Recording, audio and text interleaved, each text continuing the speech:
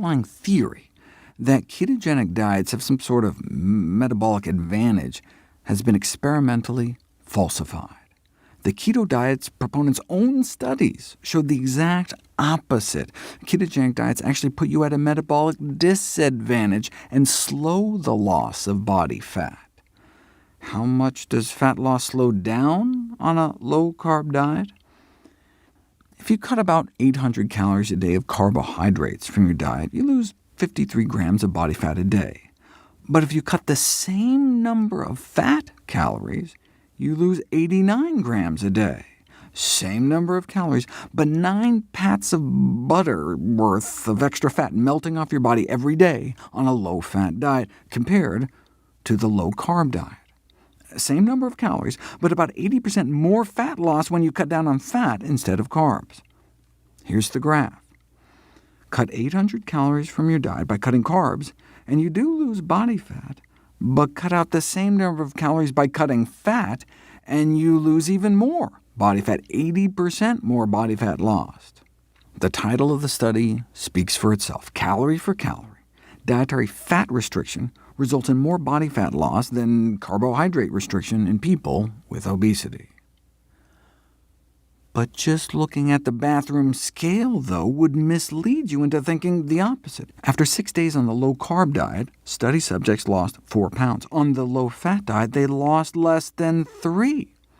So step on the scale, and it looks like the low-carb diet wins hands down. So you can see why low-carb diets are so popular. But what was happening inside their bodies tells the real story. The low-carb group was losing mostly lean mass, water and protein. This loss of water weight helps explain why low-carb diets have been such cash cows for publishers over the last 150 years. That's their secret. As one weight loss expert noted, rapid water loss is the $33 billion diet gimmick.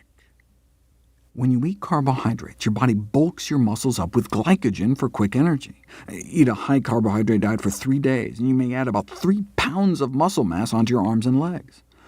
Those glycogen stores drain away, though, on a low-carb diet and pull water out with it. And the ketones also need to be flushed out of the kidneys, pulling out even more water. On the scale, that can manifest as 4 more pounds coming off within 10 days, but that all can be accounted for in water loss. The bottom line, keto diets just don't hold water. But the thrill of seeing the pounds come off so quickly on the scale keeps many coming back. When the diet fails, the dieters often blame themselves. But the intoxication of that initial rapid weight loss may tempt them back, like getting drunk again after forgetting how terrible the last hangover was. This has been dubbed the false hope syndrome. The diet industry thrives off a repeat customer, something low-carb diets were built for, given that rapid initial water loss. But what we care about is body fat. In 6 days, the low-fat diet extracted a total of 80% more fat from the body than the low-carb diet.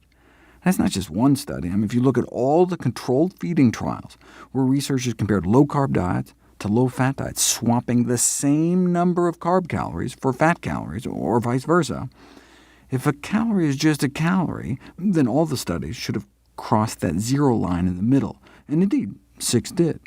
One study showed more fat loss on a low-carb diet, but every other study favored the low-fat diet. More loss of body fat eating the same number of calories. Put all the studies together, and we're talking 16 grams more daily body fat loss on the low-fat diets. That's 4 more pats of butter melting off your body on a daily basis.